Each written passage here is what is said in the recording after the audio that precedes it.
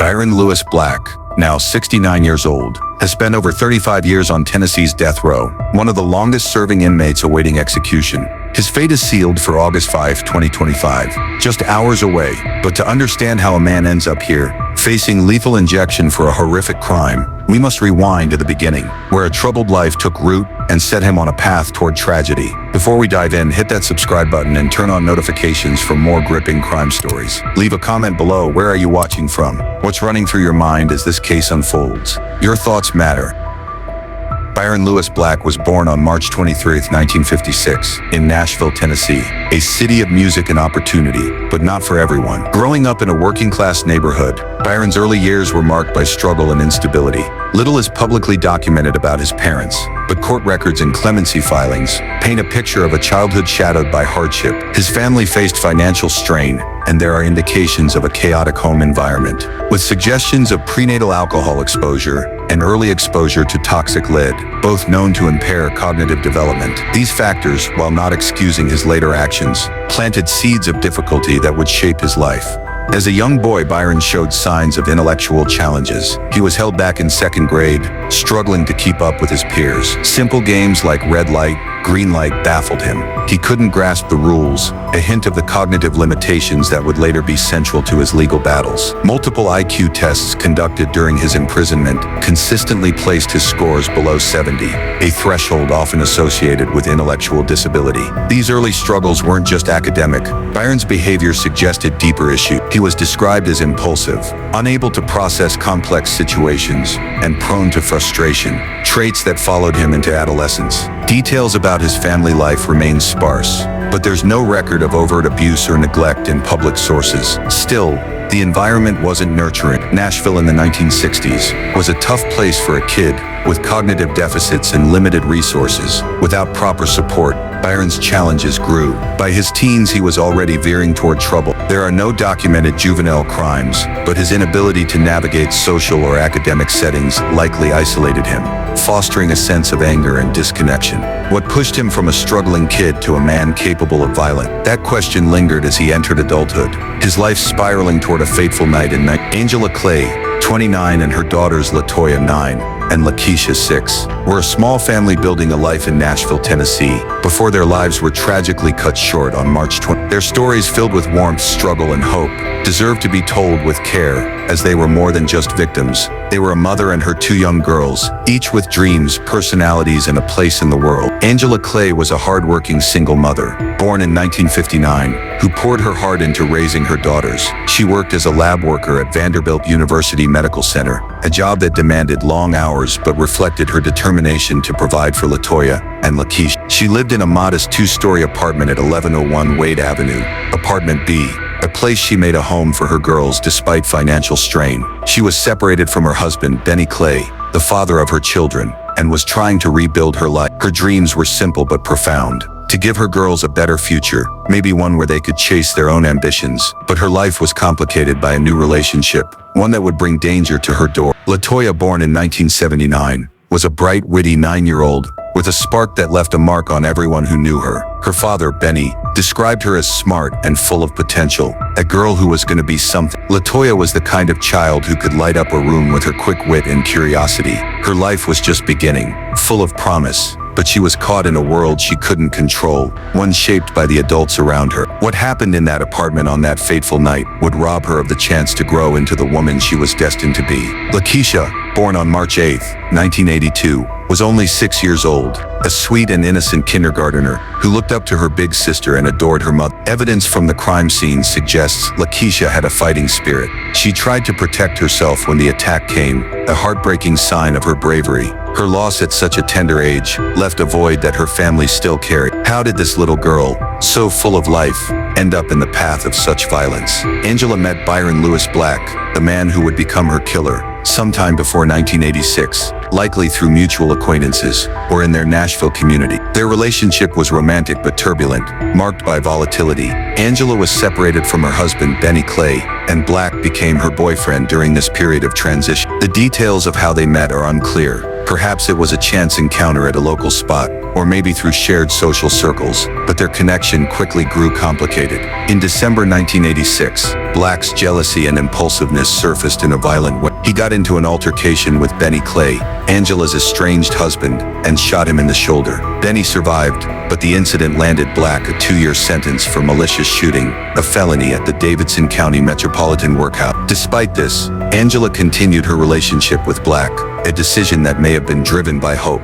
fear, or a mix of both. Court records suggest their relationship was stormy. Black once kicked in the front door of Angela's apartment when she refused to let him in, a sign of his controlling and volatile nature. By March 1988, Black was on weekend furlough from his sentence, allowed temporary freedom under a work release program. On March 27, 1988, he showed up unexpectedly to pick Angela up from her shift at Vanderbilt. It was a gesture that might have seemed kind at the time, but it set the stage for tragedy. That night, Angela and her daughters went to bed in their apartment, unaware that Black's presence would soon turn their home into a crime scene. The night began innocently enough. On Sunday, March 27, evening after picking her from her shift, he drove to Angela's mother's house to pick up Latoya and Lakeisha, who had been staying there. Relatives later reported that Angela spoke with them by phone that night, mentioning that Black was with her and that she planned to reconcile with Benny. This conversation, overheard by Black, may have been the spark that ignited his anger. What was going through his mind as he drove Angela and her girls back to their apartment? Sometime in the early morning hours of March 28, inside the apartment, Black's emotions erupted into violence. There were no signs of forced entry, suggesting he was already inside, likely trusted by Angela despite their turbulent relationship. In the master bedroom, Angela was asleep when Black shot her once in the head with a .44 caliber handgun from a distance of 6 to 12 inches. The bullet, likely fired while she lay in bed, killed her within minutes, leaving her unaware of the horror that followed. Nearby, in the same room, Latoya was shot in the neck and chest from about 24 inches away. The wounds were fatal, and she died within 3 to 10 minutes. Her young life ended in a place meant to be safe. In a separate bedroom, little Lakeisha, just 6 years old, was shot as well. Evidence suggests she fought back, her small body showing signs of struggle, but the gunshot wounds proved fatal. The scene was one of quiet devastation, with no witnesses to tell the full story. The bodies of Angela, Latoya, and Lakeisha were discovered around 9 on March 28, 1988, when police responded to a call at the Wade Avenue apartment. Officer James, one of the first on the scene, found the door locked and no signs of forced entry. Prying off a bedroom window screen, he shined a flashlight inside and saw a pool of blood on a child's bed and Lakeisha's body on the floor. The scene was secured and investigators found Angela and Latoya in the master bedroom, each killed by gunshot wounds. The lack of forced entry pointed to someone familiar with the home, and Black, as Angela's boyfriend and a recent visitor, became an immediate suspect. The investigation moved quickly. A critical piece of evidence came from forensic analysis. A firearms expert from the Tennessee Bureau of Investigation testified that the .44 caliber bullets recovered from the crime scene matched the bullet used in Black's 1986 shooting of Benny. Both sets of bullets were fired from the same weapon, directly linking Black to the murders. Witness testimony further tightened the case. Relatives confirmed Angela's phone call on March 27, where she mentioned Black's presence and her plans to reconcile with Ben. This provided a timeline and a potential motive. Black's furlough status also placed him at the scene, as he had no alibi for the early morning hours. How did he think he could escape suspicion with such damning evidence piling up? On April 21, 1988, Black was arrested and charged with 3 counts of first-degree murder. Details of his arrest are sparse, but there's no record of him fleeing or hiding. He denied the murders, claiming at one point to have found the bodies himself, and offered an alibi defense, though it crumbled under scrutiny. In December 1988, prosecutors announced they would seek the death penalty, citing the brutality of the crime. The trial began on February 27, 1989, in Davidson County. On March 8, 1989, Black was found guilty on all 3 counts. The jury sentenced him to life for the murders of Angela and Latoya, but imposed the death penalty for Lakeisha's murder, citing 6 aggravating circumstances, including the crime's heinous nature and the young age of the victim. Benny Clay, speaking after the verdict, called it the best birthday present for Lakeisha, whose 7th birthday fell that day. Byron Lewis Black has spent over 35 years on Tennessee's death row,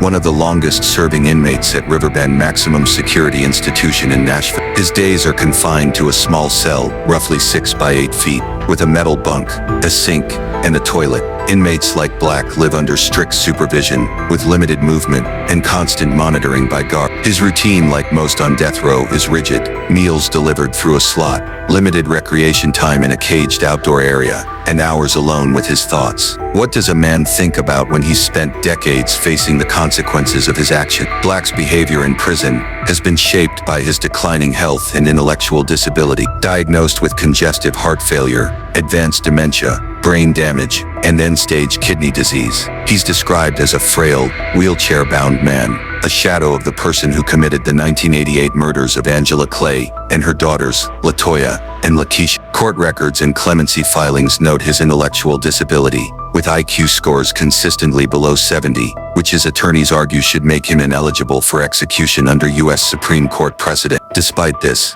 Black has been cooperative with guards, showing no major disciplinary issues in public records. He's not known to be violent in prison, perhaps due to his physical frailty or his cognitive limitations, which make him seem distant or disconnected. Interactions with other inmates are minimal. Death row is isolating, with limited contact beyond brief exchanges during recreation or through cell walls. Has Black shown remorse? There's no public record of him expressing regret directly to the victim's family or in court. Instead, his legal team has focused on his intellectual disability, arguing he lacks the capacity to fully comprehend his actions or their consequences. During his 1989 trial, one of his attorneys described him as delusional about what was going on, suggesting a disconnect that persists. Black has pursued multiple appeals over the decades, challenging his death sentence based on his intellectual disability and the constitutionality of Tennessee's lethal injection protocol. In 2021, when Tennessee updated its laws on intellectual disability,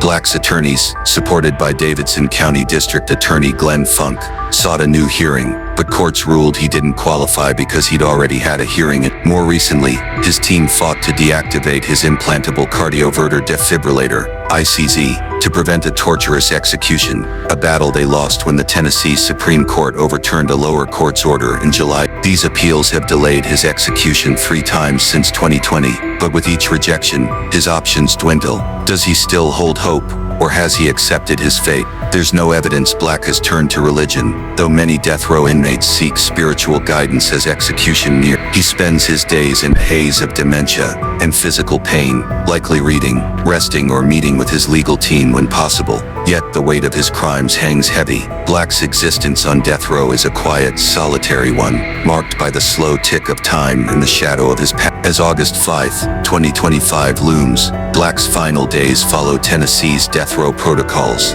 a grim countdown steeped in routine and uncertainty. In the week leading up to his execution, he's likely moved to a death watch cell closer to the execution chamber at Riverbend. This cell is under 24-hour surveillance, with guards logging his every move. He may meet with his attorneys frequently, discussing last-minute appeals, including a failed U.S. Supreme Court request to halt the execution over his ICD concern. Family visits, if any, are tightly controlled, limited to a few hours through glass or in a secure room. A spiritual advisor, perhaps a prison chaplain, may offer comfort, though it's unclear if Black seeks that. His health complicates everything. His wheelchair and medical conditions require extra care, and guards ensure he's stable enough for the process. Black has reportedly chosen his last meal pizza, with mushrooms and sausage, donuts, and butter pecan ice cream, a small act of agency in his final hours. On the morning of August 5, Black will be led to the execution chamber, strapped to a gurney,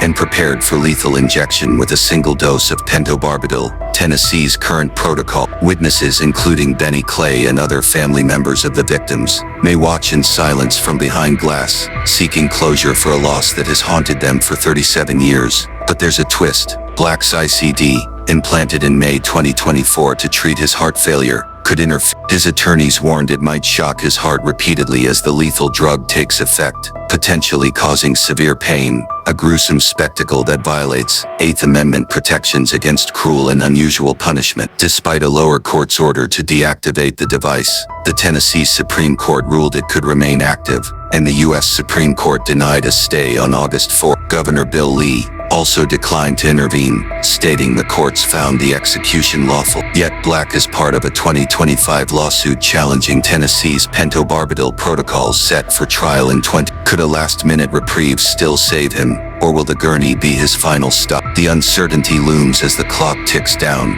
a heavy reminder of the stakes for Black, the Clay family, and a system grappling with justice and morality. What do you think about Byron Black's story? Does his intellectual disability and frail health change how you view his punishment? Or do the Clay family's loss and pain outweigh those factors? Share your thoughts below, and don't forget to subscribe.